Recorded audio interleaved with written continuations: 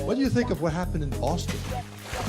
When we were looking for a bombing? pressure cooker and 2 teenagers, and then they took over the whole city and shut it down. And to me, that looked a whole lot like martial law. Yeah. Oh, God, I can't believe. See, this is why I didn't want to give this talk, because I knew that we'd have this conversation. And now it's on the record. All right, let me take a step back. And we have to deal with it. Let me take a step back and a deep breath, because this is a very painful thing to talk about.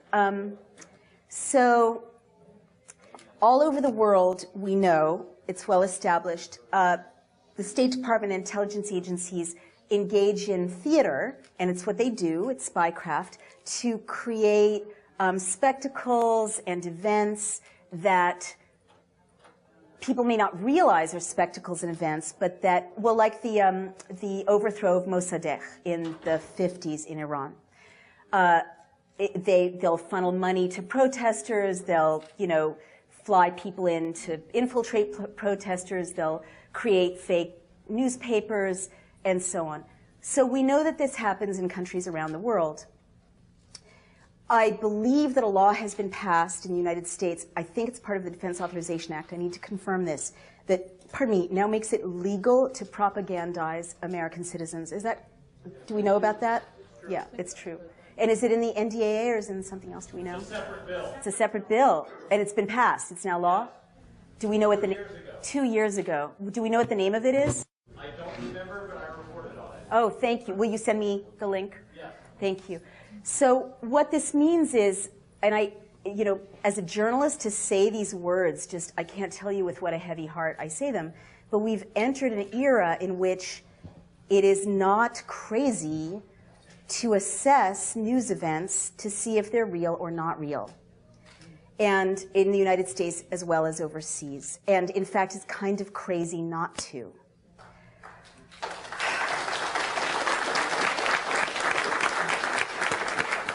Now, there's so much hype about what I just said, and so I want to be very clear about it so it can't be taken out of context.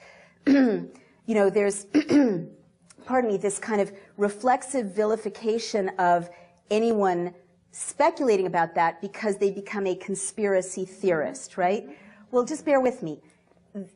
I've often thought about this because our intelligence agencies, I respect spies. I mean, who are doing, like before it got out of control, I believe we need intelligence. I believe we need intelligence agencies.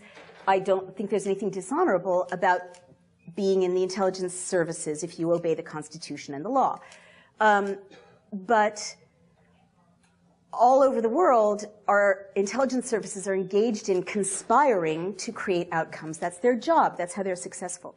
So now that it's illegal to propagandize in the United States, it doesn't surprise me that there's more and more products coming up in popular culture, more and more events in the news stream that seem to be, to my eye, to be subsidized. Let me give you some examples of that. I'm not talking about Boston right now. I'll get to that. We also talked earlier about infiltrators, right? And how they provoke violence. This is well established.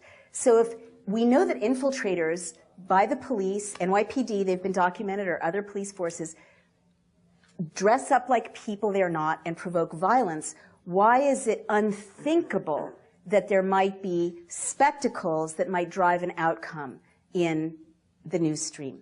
Let me give you a couple of quick examples. And all I'm saying is we, unfortunately, and I have to say this to my fellow journalists as well, we've entered a time in which we need to be very skeptical about the news stream and look at it critically and ask for more verification and more inquiry.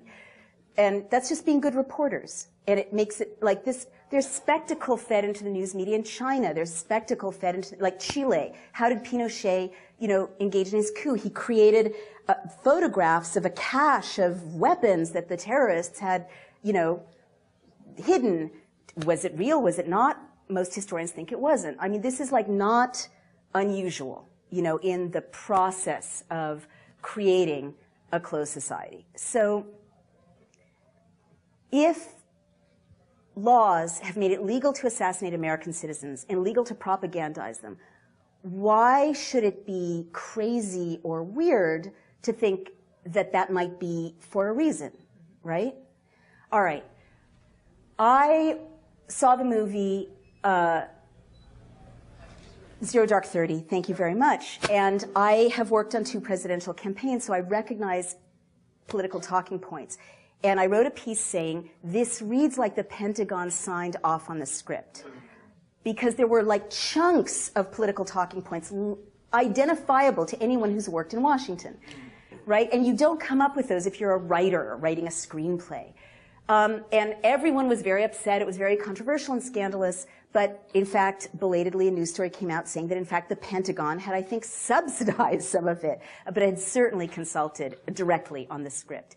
And I see more and more TV shows about the CIA and more TV shows about spies and gigantic blockbusters in which surveillance is normalized and gigantic blockbusters in which people are tortured to get them to talk in a way that might exonerate people who actually tortured people to get them to talk in Guantanamo. And there's all this money being pumped into these unaccountable, terrorism fighting things.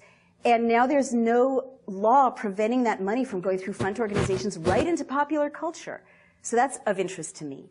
And so another thing I want to say, and there's so many people waiting to ask a question, but I just need to say this, is I'm skeptical of certain news events that seem more theatrical than the norm. Or I want to ask questions about them. Because I was in CNN once recently, and they were reporting a story about a water skier who had been decapitated on a lake between Mexico and the United States, and it had something to do with a terrorism threat, right? And I was like, decapitated water skier. Sometimes you hear these things and it's like so novelistic. You're like, real life doesn't work that way. Like, these are so novelistic. Someone's coming up with it to make it stick in the popular imagination. Or it just makes you think, well, I'd like to document that. I'm a reporter. What's the source? And it kept being just this one guy, Judge Arpajo in Texas. I may be mispronouncing his name. He's a very, yes. He was the source, he was the source, he was the source. And I have this wonderful Facebook community all over the world. And I went on Facebook and I'm like, Mexican Facebook community, is there any reporting about a beheaded water skier in this lake, in this place in Mexico? And they're like, no, what are you talking about? There's nothing like that. Doesn't exist. So I turned to the CNN producer and said, do you have a second source for this story? And it was all over the news, all over the news, all over the news. And they're like, and they checked and it's like, nope, just this guy, Judge, whatever. And I'm like, well, can you find a second source? And they were blushing and embarrassed, and they looked and they confessed that they didn't have a second source, which if you know what journalism is, you're supposed to confirm it with 2 sources. So ever since that experience, CNN is running with this. No one's verifying it. Journalists aren't in a position to follow up on anything anymore because budgets are slashed and there's no investigative reporting. All this nonsense can enter the media stream for purposes that have to do with advancing agendas because no one's checking. That's all I want to say about that. Can I take more questions? So Boston, I guess my feeling about any of these things is let's investigate. We need to investigate. We need to ask better questions. We need to interview the doctors at the hospital. We need to interview the victims. We need to, get all the footage ourselves. We need to train citizens to be journalists and to have websites. And I'm busy building one as a startup where citizen journalists can document events so that we're not leaving it to the gatekeepers.